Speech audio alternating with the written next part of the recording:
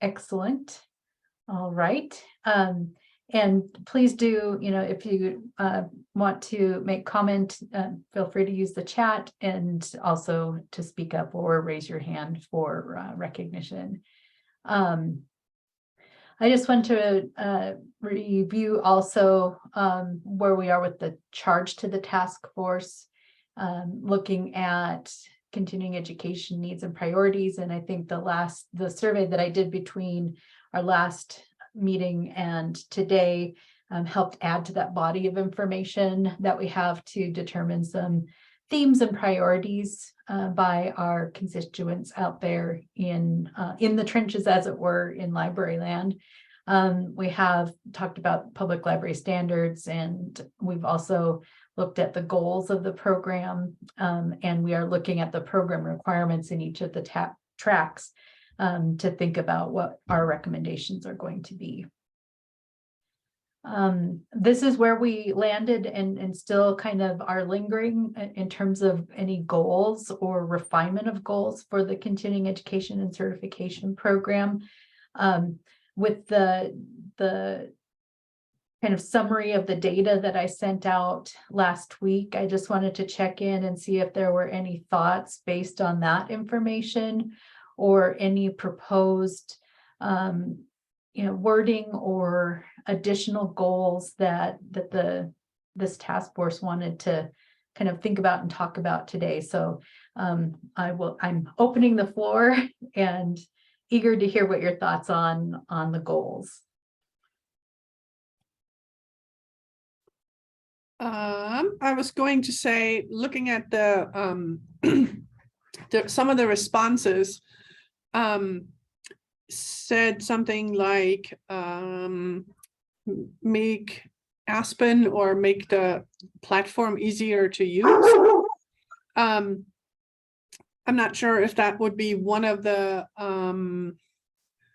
goals that would fit our it has to be measurable or like I'm not sure how we could word that to make it into a goal, but I definitely strongly agree with making it easier to record said CE credits. Yeah, and I speak from personal experience. One time I think not this last time around, but the time before, I ended up with 4 different tracks, I think, because I kept I don't know, it was just not obvious to me what I needed to do, and luckily with the help of a state library employee, they deleted, I mean, they were all empty tracks, right? So that wasn't a big deal, but it just wasn't working the way I expected it to work, I guess. So yeah, if we could somehow word it the ease of access or the ease of making it accessible to people, I think that would be something to think about.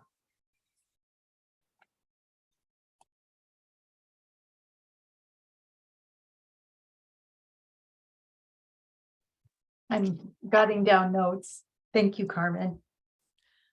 I like the comment about adding other conferences to Aspen, and I don't know if we're doing that or not, but it talked about adding some of those larger conferences that people might be going to in Aspen, so they're already there, so people wouldn't have to enter them themselves. I thought that was a good thing, and I hope I'm answering the right question because I was, on a phone call a few minutes ago. So no worries. I hope this is where we are. Okay.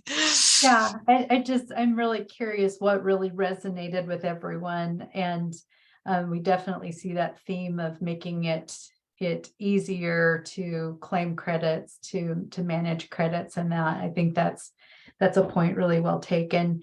And Pam, adding the major conferences, I think that's what I've got kind of showing up on the screen here. That's something that we do already for Montana Library Association conferences and fall retreat. We also do that for for anything that the state library does, and we're actually working on an improvement right now that will make it easier for us to to do kind of a bulk upload of these, longer lists of events. And so I think we're going to be able to accomplish that certainly by next summer, if not sooner, to make it easier to claim things that are common to most people who are either using WebJunction or using or going to other conferences.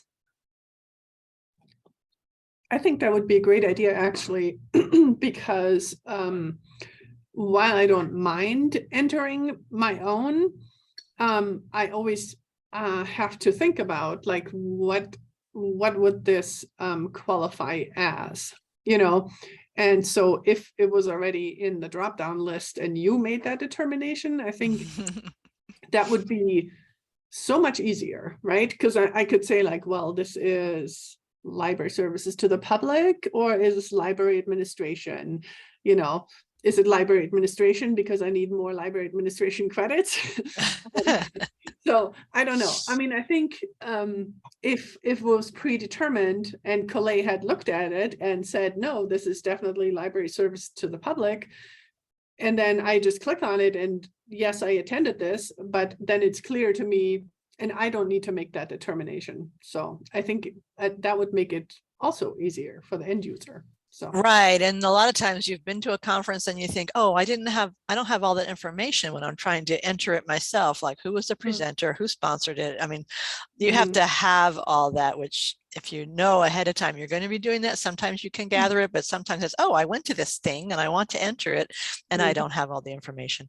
The other page, and I think we're doing this already, Colley, a little bit, is one page on the website to access the CE, but I feel like you're working towards that. That was a comment that I did read. But the other one I thought was interesting was the one that talked about the state library goals, which are on the state library website, and incorporating them into the CE, or incorporating the CE into the, I thought that was an interesting comment.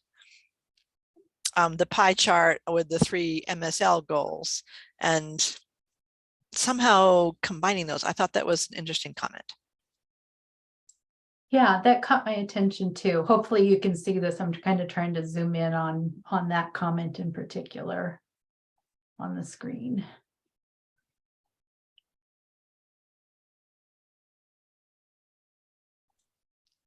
I wasn't really sure how we'd work on that, but I thought it was interesting. Yes, I agree.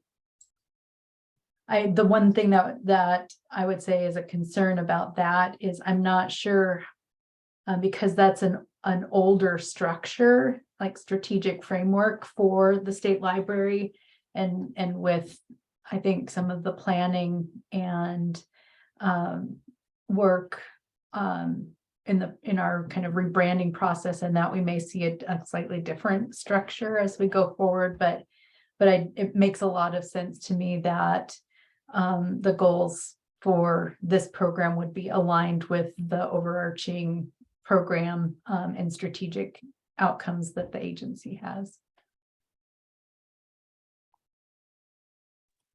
And a couple of comments, like the one that's right below that, I'm not entirely certain, like ways to build more continuing education time into roles. I'm not sure how we're going to do anything about that. I mean, that seems to be like a local thing only, if I'm understanding it right. I don't know. I don't see how we can help with that in the retooling of this. Mm-hmm. That was my thought too. It's like that seems to be more individual or more local rather than us doing something. And I think it's Tina saying technology seemed to be mentioned a lot with people struggling to get enough access for credits, and technology is one of those hard ones to do sometimes. Mm-hmm.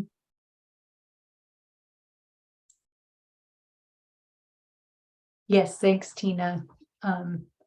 Definitely when it comes to technology. And so I do think that whether it's building more time or Well, I think it all relates back to how do we make the system that supports tracking certification less time consuming for everybody, less confusing for everybody, and be able to free up more time then to actually engage in the types of learning. I think that's really important. And I think also one of the things just in some of the conversations that I've had and a couple phone calls that I've had just kind of talking through some of these things, that having clear definitions for what counts as continuing ed and what counts within a category will help actually free up or allow people to look at some of the trainings that they get, either from their local government or, whoever is providing training related to employment. Technology might be one of those areas that there are actually more opportunities if we're more specific with the definition of kind of what counts in that category. So I think that's important. And I think it also reflects back on just having more clear expectations or definitions, and then making it easier, like predetermining the categories for things that are commonly accessed by library staff and directors and trustees too. Yeah, I think that's true, because a lot of times you'd think something was, oh, that could be technology because it's related either to a database or some kind of thing, and sometimes it wasn't. So yeah, the definitions and making it more clear what counts as technology. It doesn't have to be hands-on a gadget kind of a thing. It could be something totally different. And the other thing I thought of a lot, noticed a lot, was that there was several comments about trustees, like the one you have in here that's kind of partway on the page about the basics, because they do change all the time, like they said. So more legal training and the finances and policies, all that stuff for trustees on a more regular basis, or at least access to it for every time there's a new trustee. And I know we're working on that too, but I thought that was interesting that it came up a couple times. And also make it easier for trustees, because they are volunteer and they have other things to do, and they don't want to spend all their time looking for CE or coming to a training. I mean, it's difficult for them to come to training sometimes. So making it easier for trustees. Agreed.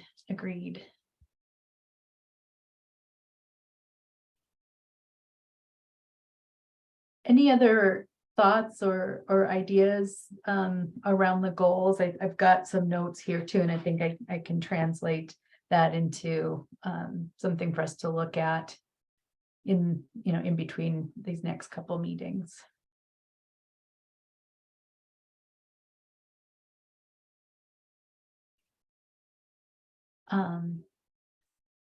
So then we have the library administration track, and again, just kind of wanted to get your thoughts and things that struck you about the responses that we had, both the comments and then just looking at, what the current requirements are.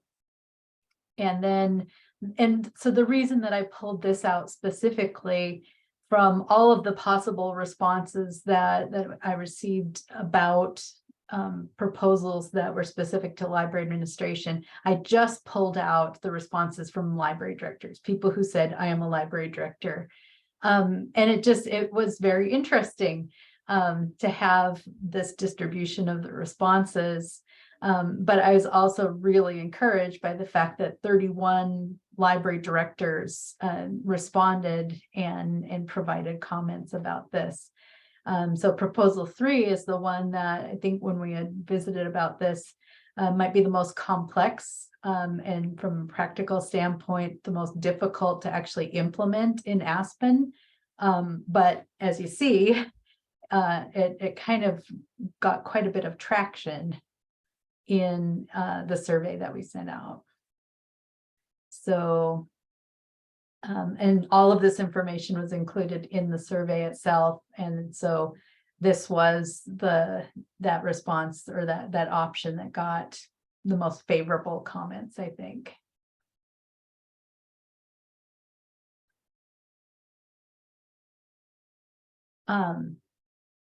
And let's see, I can pull up the data here too.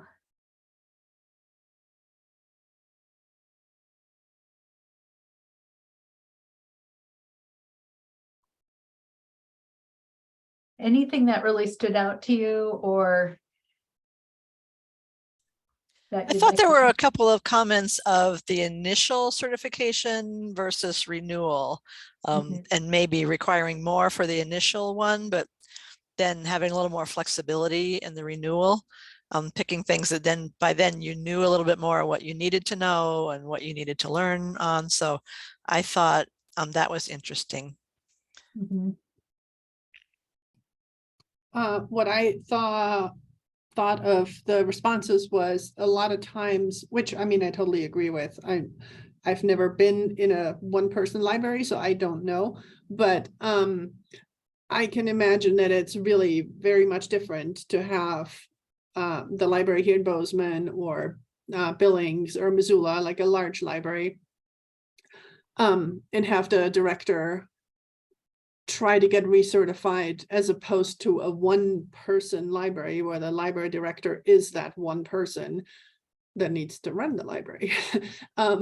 And so how do they carve out time to make that happen, to, you know, keep being certified if they're the only one in the building, I get, you know, so I think that's definitely something, and I don't know how we could make it fair in that response, in that case. But I would say there's definitely differences in that, like the size of the library heavily has to influence what they do in a small library.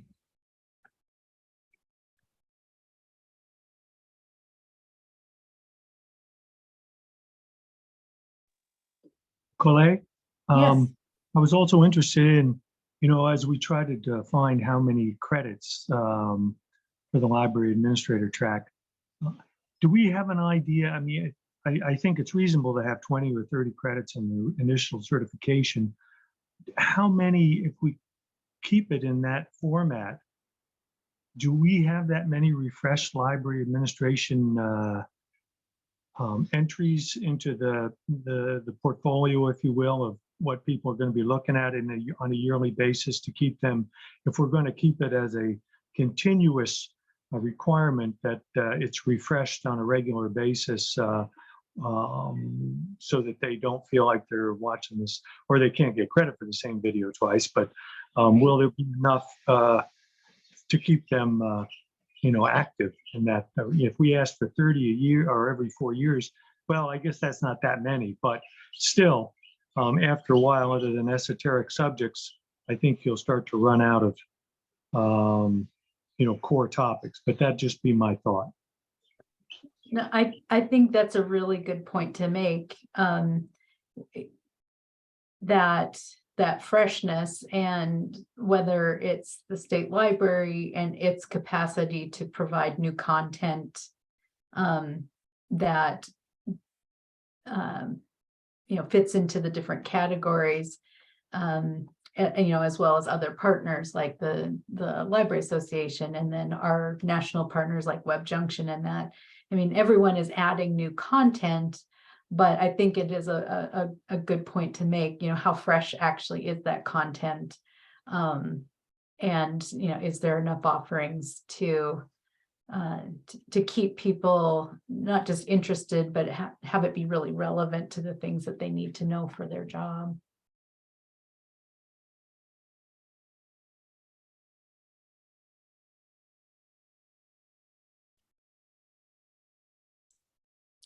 The only other question I have for you, and I think you may have seen it, Coley, I think it was an email, and maybe you sent it out, Yeah. that from Yep. Angela about the making it a 5-year thing to go along with the it's like school certification.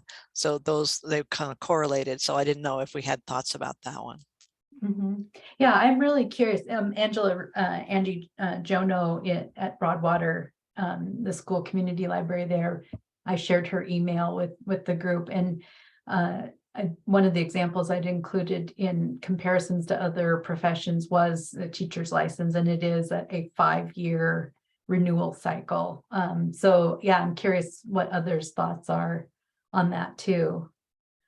I think it certainly is something to consider in terms of giving people flexibility, and the timeline, especially when we know that time is so, it is one of those commodities, especially for small libraries, that, becomes a barrier to getting to just the time it takes to do the continuing education requirements.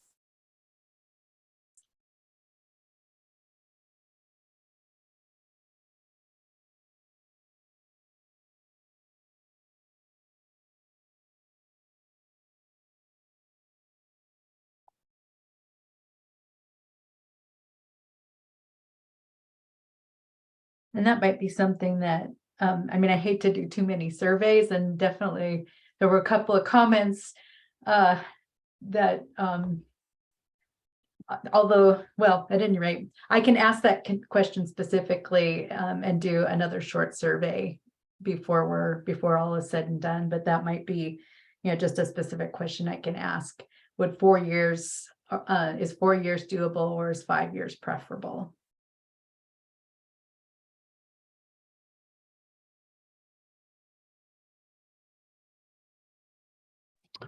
Is there a way for you to target that just toward teacher librarians and or single directors? I'm not sure if you have all that breakdown, probably not, huh? Yeah. No, I don't have the ability to do Mhm. that kind of targeting. Yeah. Okay.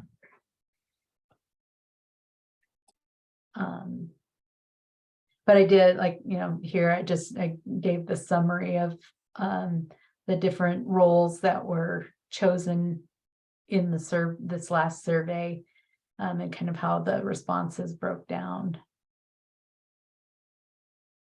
But I wonder, and Tina or Miranda too, would a 5-year renewal cycle be helpful to you, with the size libraries that you work in?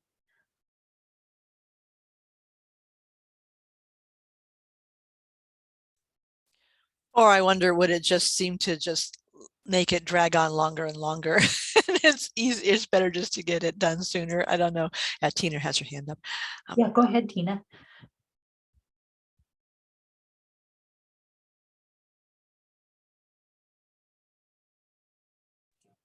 Hello. So hey, so listening to Carmen's comments about a big library versus a small library.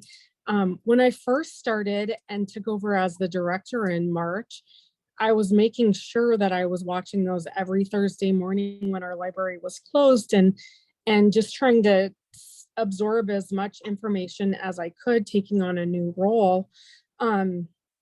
And now that we're trying to get programs initiated back into the library, like 2 weeks ago, I had signed up to take one of Amelia's summer reading things, and it wasn't till like 4 hours later that I had realized that I had missed it. The library got busy and I was by myself, and I haven't even been able to do the directors meetings on Thursday mornings because it's just juggling time. And last week we had a big book sale, and I put in 8.5 hours of extra on top of my 5 days. And I'm really finding that whole balance of structuring my time to get on and watch those classes, I hate to say, but I'm struggling with that, trying to balance everything else. And at first I thought it was a piece of cake, but now that we're trying to be more active in the library, it's hard. So I definitely think that there is a difference, because either 2 or 3 days out of the week I'm here by myself, and I just can't do a class when I'm here by myself. So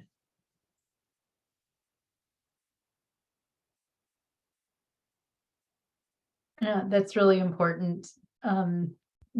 because it's hard to have a one size fits all set of requirements. They don't always fit the circumstances of the capacity of each library, whether that's, you know, total staff or even the budget, to be able to support other types of continuing education. And I think, is it fair to say that, you know, we could increase the number of recorded trainings that are available, but that wouldn't necessarily solve the time problem? Is that a fair statement?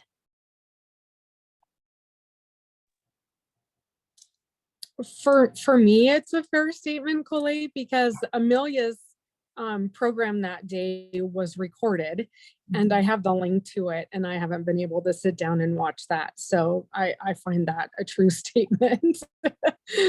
So Yeah.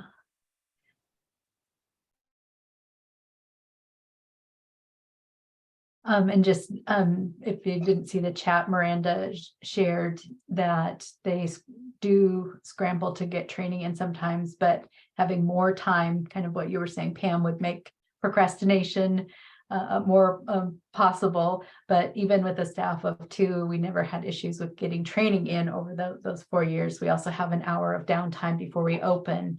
So we do a lot of training or meetings at that time. And I think that's a really an ideal situation. And Pam, maybe you can speak to this too, but it really is, I think, at the heart of the public library standards that encourages trustees to, you know, provide the funding essentially and the priority for staff time to accomplish that continuing education. And so Pam, I don't know if that kind of resonates with you too, about kind of the ideal situation. Yeah, that is one of those things I believe is in the standards, like you say, of the trustees, you know, support the idea of training and provide opportunities or funding for it, which I think is a lot of times interpreted as, you know, having money to travel to conferences and things. So the conference, I mean, the comment earlier about all the trainings came out of the library budget and it would cost her so much money. I was kind of confused by that. I wasn't really sure what they meant and how that was factoring in. Are they not, they're doing training on extra time to be paid? I wasn't sure how that was. And I forgot exactly where it was, but I remember reading it thinking I didn't really understand what they meant there, what the concern was so much.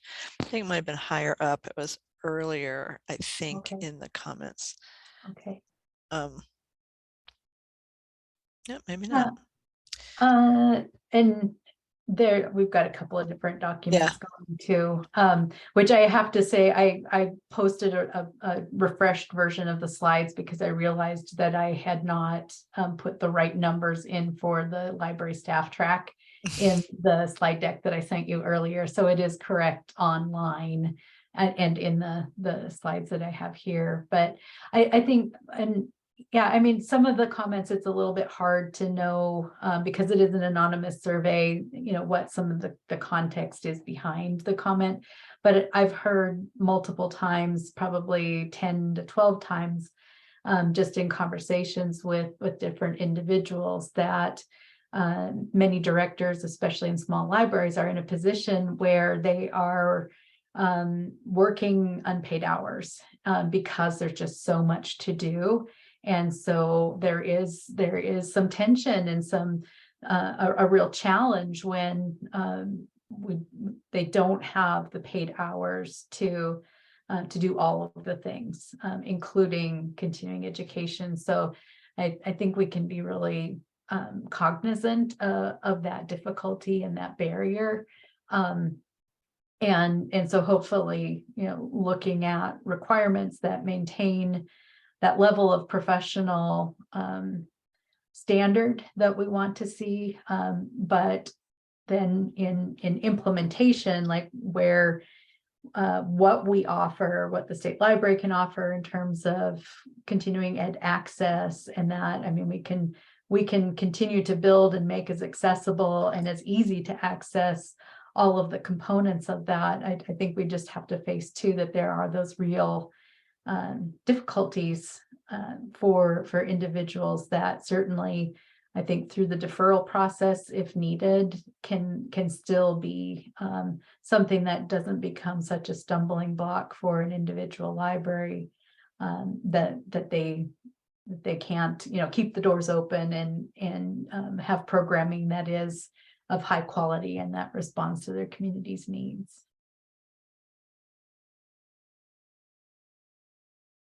So with that, and I'm trying to be mindful of the time too, if just to kind of play out a hypothetical situation, if option 3, which is the initial certification and then different requirements for renewal, if that was the recommendation, then what do you see the real benefits of that to be? What are maybe some unintended consequences that we might think about or talk through? And I think it's also a fair question to ask, what would the actual cost be, either savings or otherwise, if option 3 became a recommendation from this task force. And we don't necessarily have to answer all the questions right now, but I just wanted to open that discussion today while we have this information and kind of an idea of the public sentiment around the options that we presented to them so far.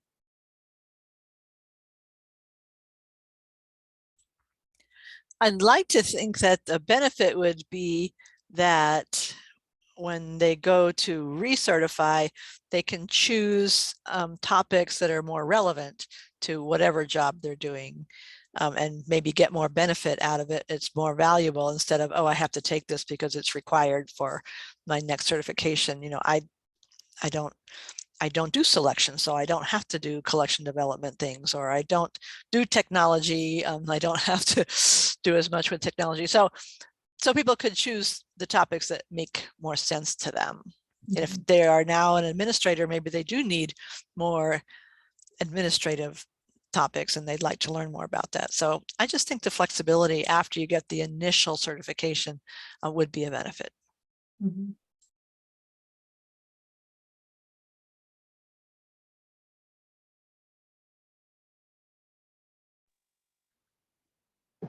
Not being just jumping in, Pam, I'm just curious, and everybody else, I mean, do you feel comfortable going to 60 elective credits versus at least 10 units continuously for the library administration and then 50, or just doing 60 units in 4 years, you're more than likely going to do at least some library administration.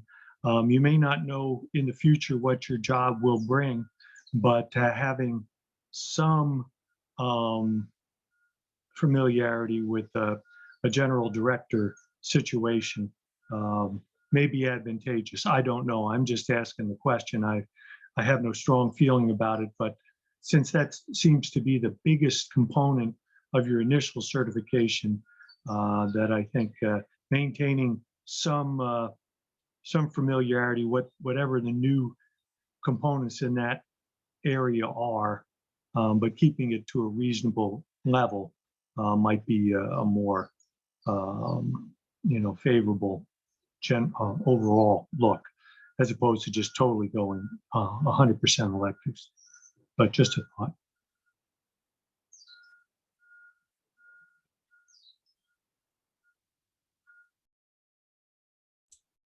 Yeah, at this point, I don't have any thoughts. I need to think through it a little bit more just because it's still a little confusing of, okay, they've gotten their 60 credits for the first time with all the different categories. And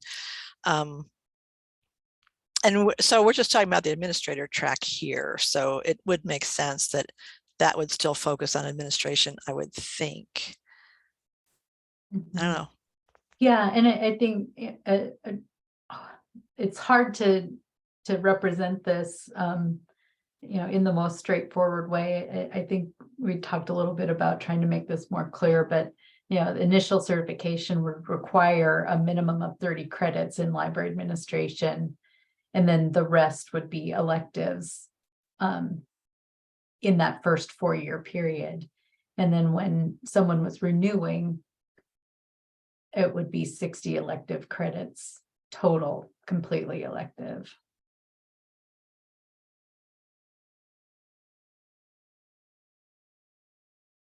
There were a couple of comments that I think I was trying to understand, because 30 credits is more than the current requirement of 20 in library administration category. So the question was about, well, why more in library administration? And the one response I had was, generally speaking, like, statistically speaking, library directors who are completing their certification have more than 20 library administration credits, regardless of where they are in that certification track.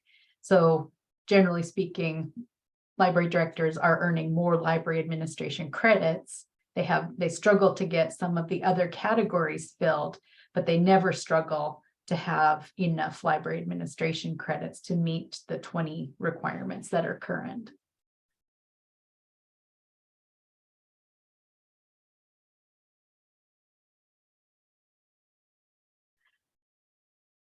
So we want to kind of keep these questions in kind of the back of our brains and the front of our brains too. But if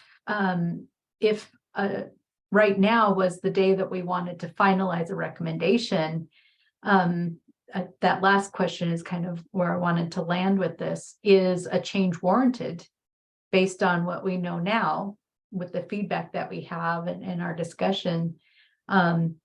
Is a change of any kind warranted?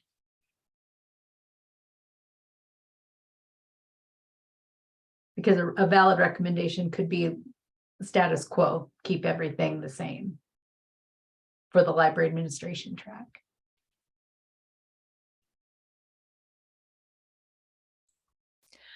I think that we've gotten enough information that a change is warranted. I think people do want to change for the administration track.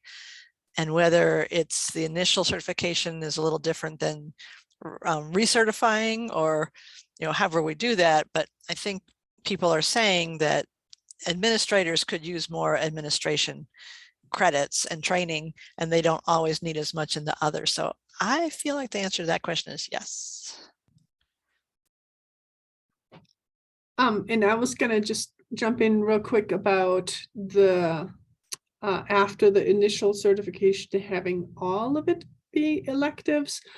I think that might have to do with the, I don't know, just the overall flexibility and ease of use and ease of, I think I can get the credits in the 4 years easier if I have full, like if I don't have to think about it as much. I don't know, maybe I'm just,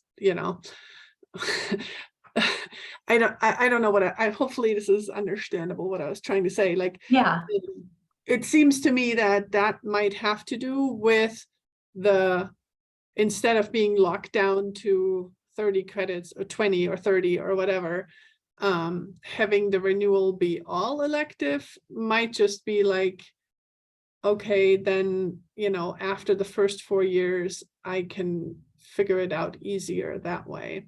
But I did see, and I mean, I want to go back to my, I do feel there's a value in having directors take technology classes or take library service to the public. And if it's not that many, that's fine. But like, and I saw some comments in there, more than one, that said about a well-rounded, and I think I've said that before, like a well-rounded director, and if you have 60 credits that are just electives, I mean, that could be just technology, right? So then, I mean, those are the ones that are really hard to get. But I'm saying is then for those 4 years, that's all you did, right? And I mean, I'm assuming people wouldn't necessarily just have all 60 credits in one category, but I mean, they could, right? And if that's what, is this what we want? So that's my question. Yeah, I think it's a really fair and good question, is that balance of high enough importance and value to having well-rounded directors, that the purely personalized track and choice in filling certification with electives, may not be the professional level or the professional standard that we want to communicate. We always want to believe that people are going to make, the great choice and do what is really, I guess, best for them and best for everything. But I think, yeah, sometimes we see that we can't. And sometimes there do have to be guidelines. So I can see Carmen's concerns too. And like you say, I don't know that I could see someone taking 60 credits of technology, but that doesn't mean someone who really felt like they didn't know anything about computers or technology or databases really felt like they needed to brush up on that. And that might be what they feel is most valuable for them. So I guess it's possible, but then that's not exactly the what we want to see. But I don't know if it's still, I could see how it could be something for somebody at some point. And still the difference between small libraries and big libraries, I still think there is something there that we do need to address at some point. Maybe not in this particular track, but there are differences. Mm-hmm.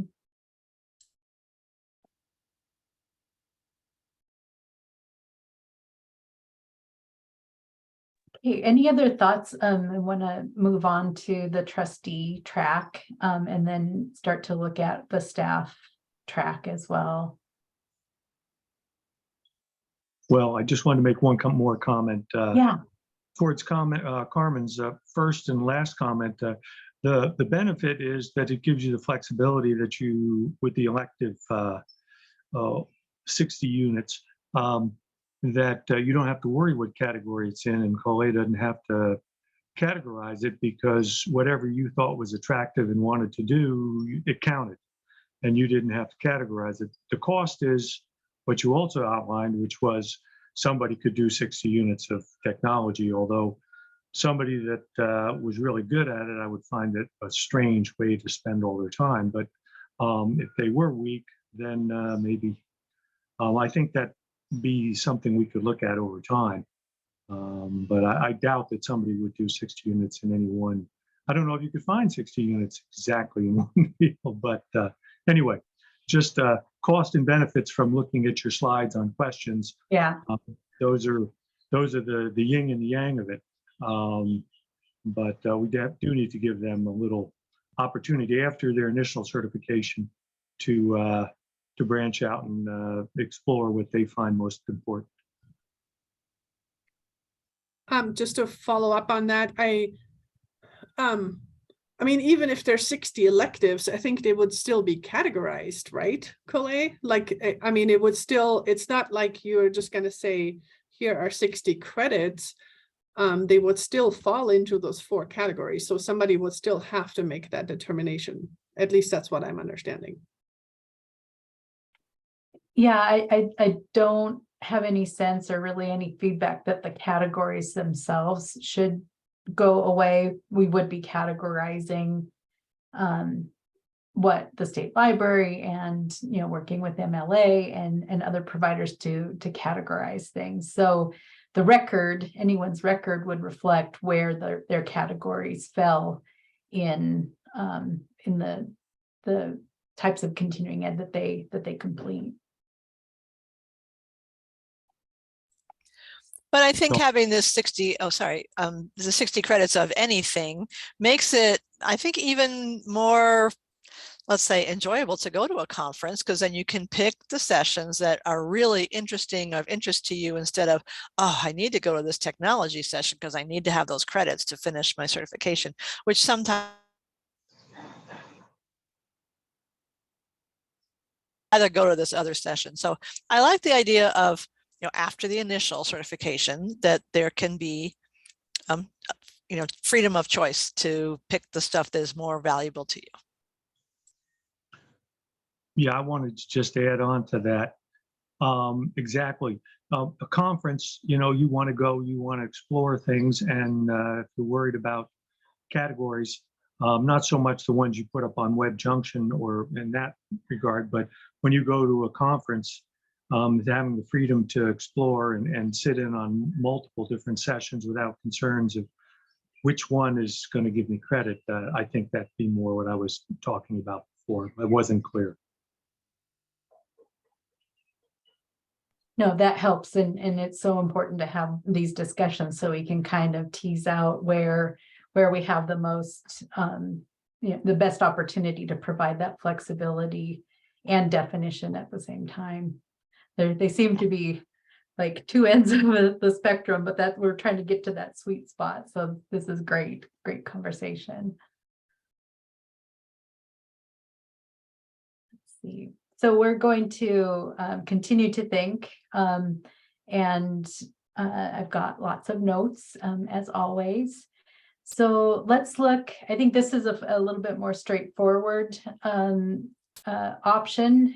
We had the current requirements and then the responses, not just knowing that only 6 trustees responded in this last survey round. But the majority of responses were to keep the requirements the same.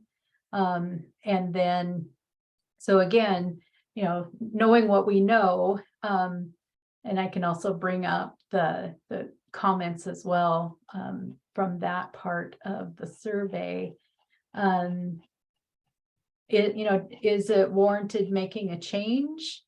Or is it something that seems to be working okay and can chug along the way that it is?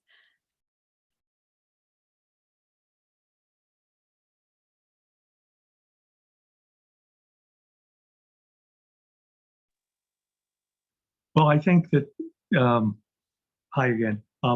I think that the thing that will remain to be seen will be the way we integrate this 3-hour board quorum requirement within our own personal certification goals.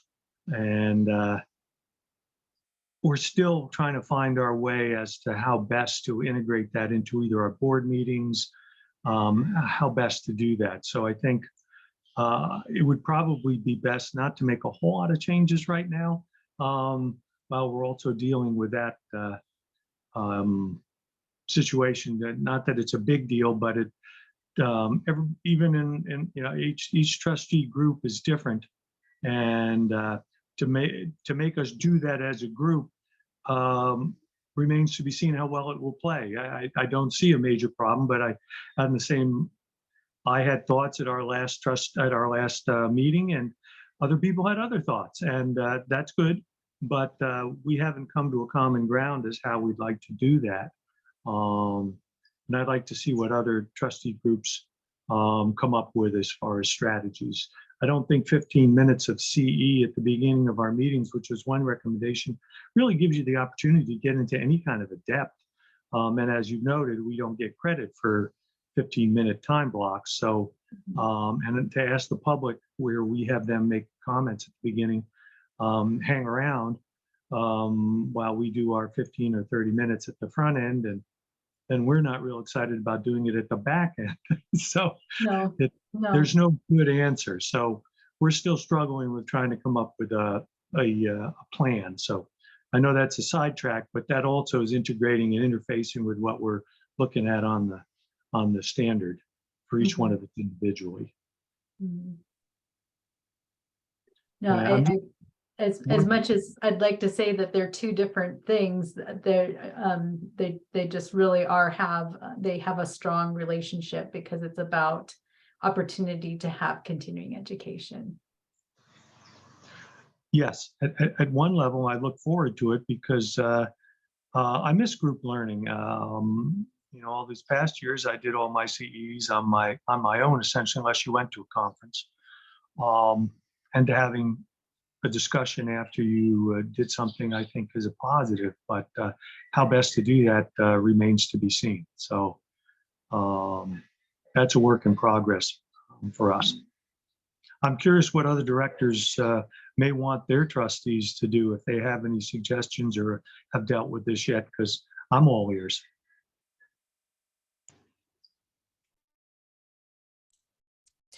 I'm not sure that this is a time to make a change in the trustee track requirement, because they are all focused on this new CE requirement for standards.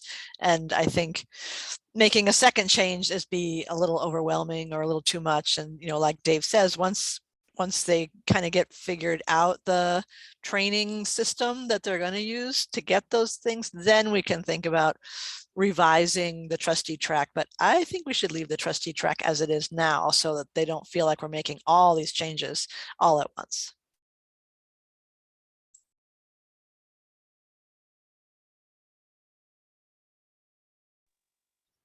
I concur.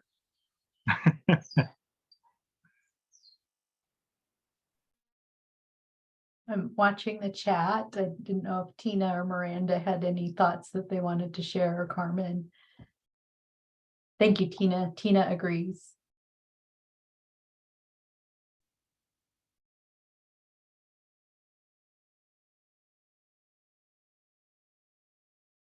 Okay. Carmen says it sounds good to her. All right, well, we can definitely revisit, but we have and Miranda, thank you. Let's yes, exactly. We don't want to make anything more difficult for trustees. And I've had a couple of really heartfelt conversations with trustees who are really trying to figure things out too, but just really struggling to think about how to get everything done, especially in those libraries where there are great distances to travel, rural isolated communities and that. And so we have to really be mindful of those practical considerations. So, and honor the public service that those volunteers do on behalf of their communities and libraries, certainly.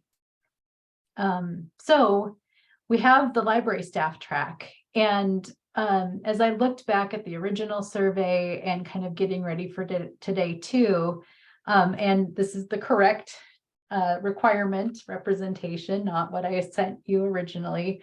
That we really haven't had any like standout comments, and so I would like to have another survey at the risk of over surveying and taking up too much time, but it's just been really valuable to get a direct response from some of the people who are most directly impacted by potential change. So current requirements, and this is voluntary, no one is required to do this, like the trustee track that is also voluntary.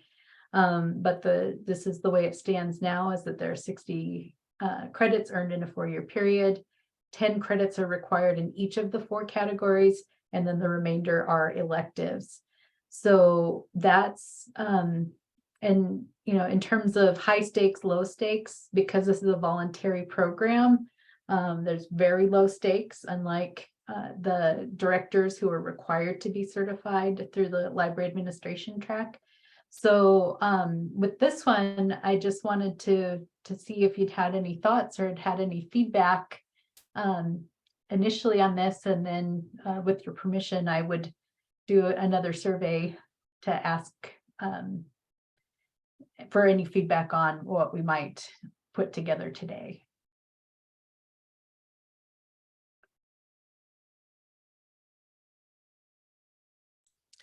My only thoughts on this one is having somehow a little bit different requirement for part-time below a certain level, versus full-time library staff, because a part-time person at a small library isn't going to have, it's going to be harder, I think, for them to get 60 hours over a 4-year period. I mean, they may only work, 10 hours a week, or of course it is voluntary, but still, I still feel like having that big chunk for just part-time people who might want to do it is a lot to ask.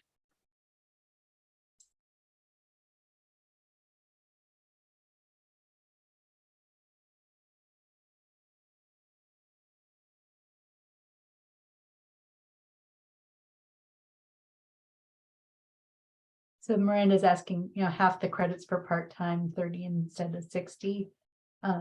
Yeah,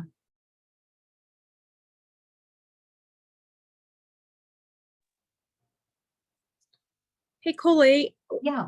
thinking of the 30 credits instead of 60, when we go to MLA, how many credits are possible if we take those classes? So for MLA, there are, I'm trying to think really quick here, like 6 hours. So there's essentially 24 possible. If you went to something in each conference session, there's about 24 credits or hours that would be available for the conference. Okay. So I'm thinking if you went one time to conference in those 4 years, you could Mhm. easily get 24. Mhm. Um, Oh, yeah. So, even if you didn't go 30, bump that up to 35. I think that would be a very doable for a part-time, to not get that 60. 60 seems like a lot when that's what the director is achieving. But Mhm. yeah, I think that might be something to really consider for part-time. Yeah, I like that.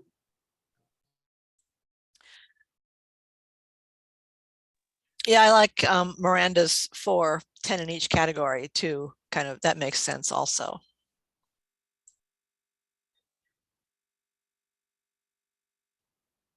I'm curious, just as a definition, part-time is defined, would be defined so that we would have a clear standard. And I don't know if that's across the board, everybody defines it the same way with regard to their HR and their county or whatever system they're working through as far as paying for their employees, just so we are all on the same playing field.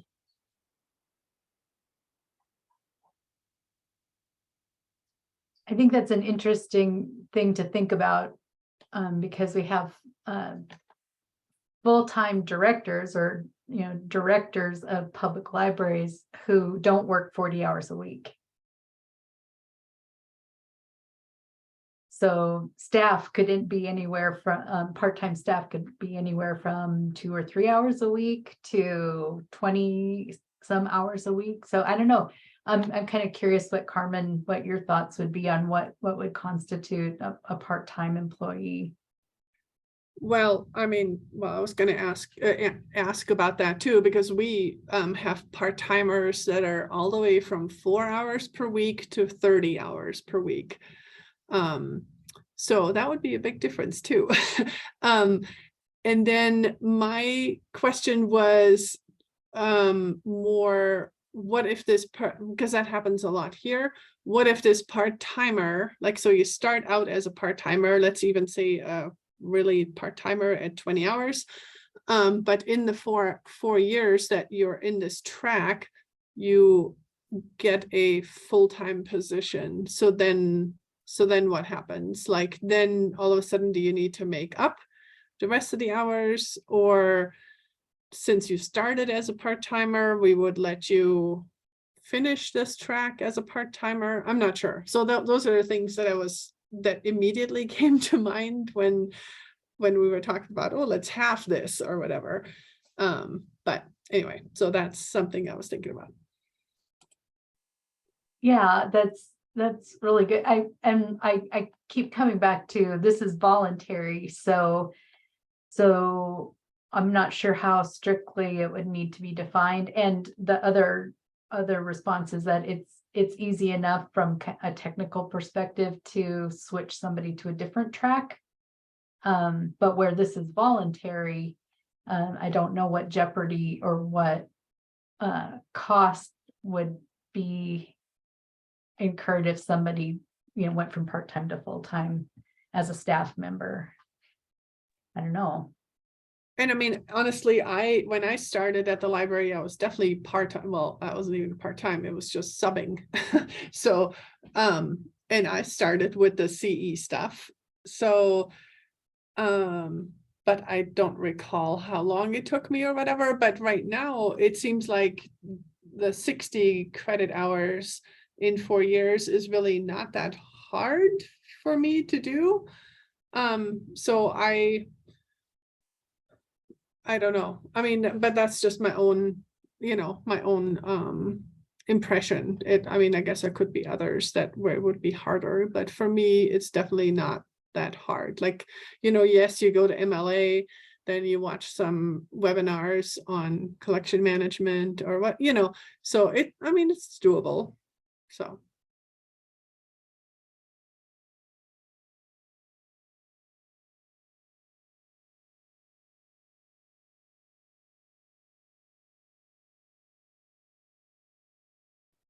And maybe, in terms of a definition, a part-time staff member could be someone who works anything less than 20 hours.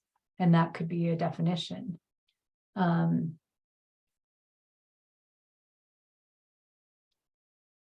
But it wouldn't, yeah, I don't know. Think about that. My brain's kind of buzzing with some possibilities. I wonder if it could be like someone who works less than the director, because in some places, the yeah. director only works like 15 hours. At some tiny libraries, they only work a little bit. So even that's kind of a funny way to think about it. Right. So yeah, I don't know. I can see there could be all sorts of possibilities here, and it might be difficult to come up with the definition with that, but yeah, and maybe not not necessary to have something so strictly defined that it makes it kind of irrelevant. Well, and plus you're bouncing it back to the director anyway, right? Yeah. So Yep. I guess it doesn't really matter. I don't know if we need to, maybe I just overthought things, but that's what we're here for. We're here to overthink so we can get the clarity. You can count on me. So no, I'm just saying, like, once this person says I'm finished with my CE track, then you look at it, but then you bounce it back to their supervisor or director, right. And then the director goes like, oh yes, this person is only part-time, and or what, yeah. And yes, I will agree to everything that they have they've taken all these classes, and yes, I'm okay with them doing this, so I guess, I guess we don't really need to insert ourselves into that. Right. But I think those are questions that anyone who would see that as an option, they would ask those questions too. Yeah, I guess that's true. Mm-hmm.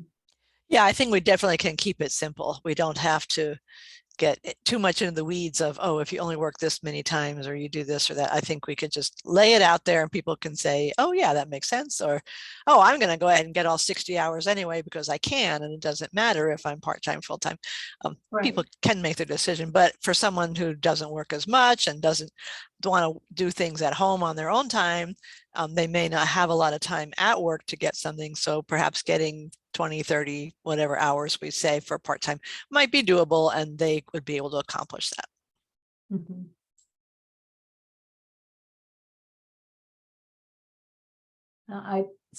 I'll put together some of these options, and then I'll do another dreaded survey. I was so happy, though, I have to tell you, we got 75 responses.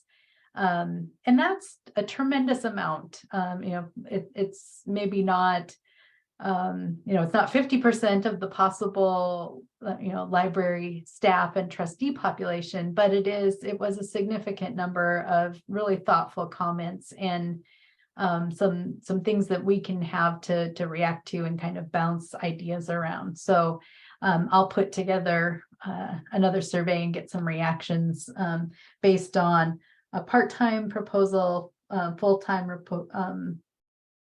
proposal, 30 or 30 for part-time, 60 for full-time. And then we'll see what kind of responses and that we get so that we can look at those. So we have our next meeting. We don't have any members of the public. It's just us again.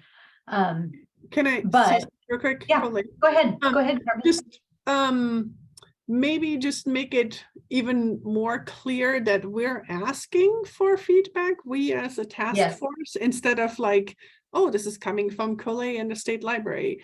Because it was one kind of a strange response to the last one that kind of was like, well, Yeah. do it, like have a task force work on that. And I'm like, well, yeah, we are. So, but maybe just make it clear that, like we're working through this and we're asking for your input, I think that is very important. I saw that comment as well, and I was puzzling about it, but what you just said just then makes total sense.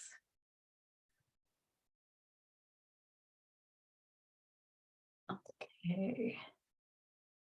So we have reviewed goals, library administration and trustee track. We're gonna do a survey to get some feedback on staff track discussion. That's kind of the next feedback. We have a meeting scheduled 1 week from today to review recommendations. So this is kind of like the $1 million question. Do we want to meet next Monday to review recommendations, or would we want to skip next Monday and then that'll give us a chance to get the survey out and some responses back, and then meet on the 21st to review those recommendations? The key here and the big asterisk is this is Thanksgiving week.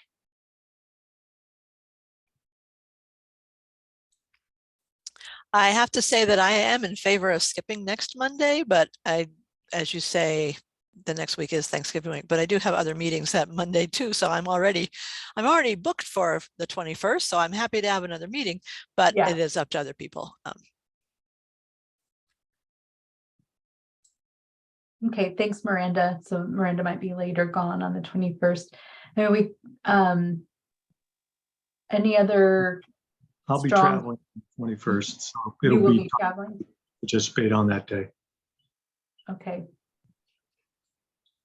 I'm available, and maybe skipping next week because of, if you're sending out another survey, it might need some time to, I can't remember how long you had the last survey open, but yeah, it's actually still open. It was about 2 weeks, and oh, then gotcha. and then I needed a couple of days to just Yeah. wrestle with it a bit.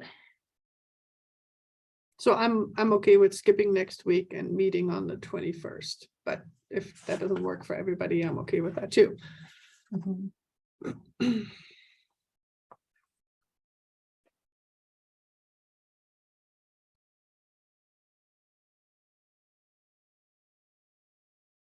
Okay, Tina will be on deck by herself on the 21st.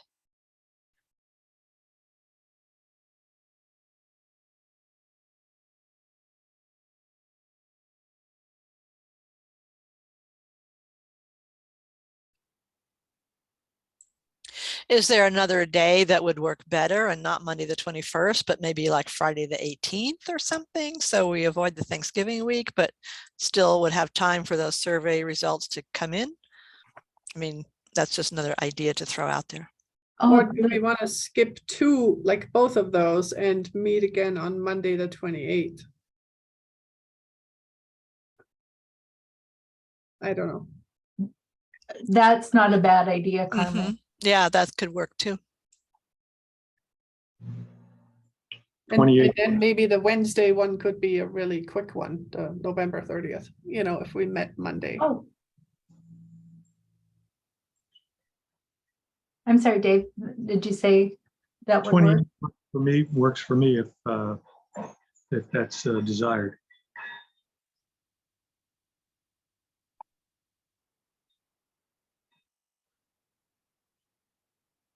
Yeah, I kept moving things around. That works for Miranda. Okay, so I think we have a proposal to cancel the 14th and the 21st. And then we would add Monday, the 28th, and then November 30th. And then we'll see where we are at that time. I think what I would plan to do is to then put together, I would have basically final recommendation that has recommendation and a rationale based on all of our discussions and the data that we have. And then any follow-up beyond that we could do via email and that. But if that sounds good to everybody, I'll schedule the 28th. Is this time of day okay on the 28th? Just want to make sure.